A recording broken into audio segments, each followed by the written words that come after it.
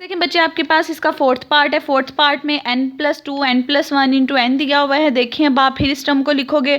आपने इसका factorial complete करना है। n से छोटी टर्म क्या होती है? n-1 होती है, यानी आपको n-1 से लेके 1 तक सारी की सारी टर्म चाहिए। अब आप लोग इसको ऐसे भी कर सकते हो जैसे मैंने लिखा है कि आपको n-1 n-2 up to so on 1 तक मल्टीप्लाई करना पड़ेगा, या इन अदर वर्ड्स आप लोग इसको ऐसे भी कह सकते हो कि आपको n-1 के फिक्टोरियल से मल्टीप्लाई भी करना पड़ेगा और n-1 के फिक्टोरियल से डिवाइड भी करना पड़ेगा, क्योंकि ये वाली पूरी की पूरी चीज़ बेसिकली आपके पास n-1 का फिक्टोरियल होती है।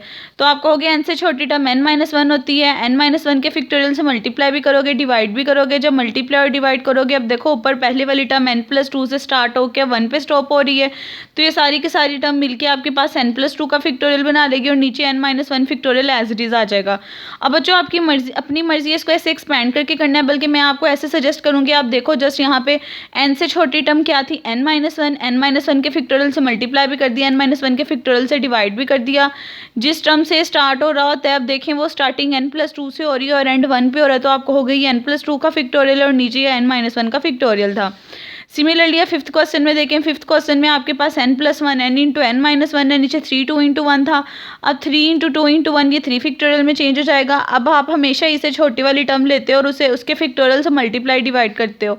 देखें n से छोटा आपके पास n-1 होता है, n-1 से छोटा आपके पास n-2 होगा, क्योंकि इसमें से 2 एलिमेंट्स माइनस है, इसमें से 1 एलिमेंट, इसलिए n-1 n-2 n-1 से छोटा होगा। तो n-1 के बाद n-2 आता है, n-2 के फिक्टोरियल से मल्टीप्लाई भी करोगे, डिवाइड भी कर दोगे। अब ऊपर वाली पूरी की चीज़ कहाँ से स्टार्ट हो रही थी? n+1 से। इसका मतलब है भी ऊपर वाली पूरी की पूरी टर्म n+1 का फिक्टोरियल बन जाएगी और नीचे वाली टर्म एज इट इज़ आ जाएंगी। तो यहाँ से देखें करने के बाद आप लिख दोगे ऊपर वाली पूरी की पूरी टर्म n+1 का फिक्टोरियल बन गई, नीचे एज इट इज़ आ गई, आपका आंसर आ गया है। अब सिमिलरली बच्चों इसका 6 पार्ट था। 6 पार्ट में देखिए आपके पास ऊपर n-r+1 पे स्टॉप हो रहा है। आप हमेशा इसमें से एक टर्म जो होती है छोटी, एक टर्म माइनस करते होते हो, उस वाली टर्म के फिक्टोरियल से मल्टीप्लाई और डिवाइड करते हो। अगर आप गौर करो यहाँ पे लास्ट टर्म है n-r+1, हमें इससे एक टर्म छोटी लेनी होती है। एक टर्म छोटी लेने का मतलब ये आपको इसमें से 1 को माइनस करना पड़ेगा। जब आप इसमें से 1 को माइनस कर दोगे, ये +-1 आपस में कैंसिल हो जाएगा और पीछे आपके पास n-r बचेगा, यानी n-r+1 से जो छोटी वैल्यू होती है वो n-r होती है। अब इसी छोटी वैल्यू निकल गई है, आप उसके फिक्टोरियल से मल्टीप्लाई भी कर दोगे, डिवाइड भी कर दोगे।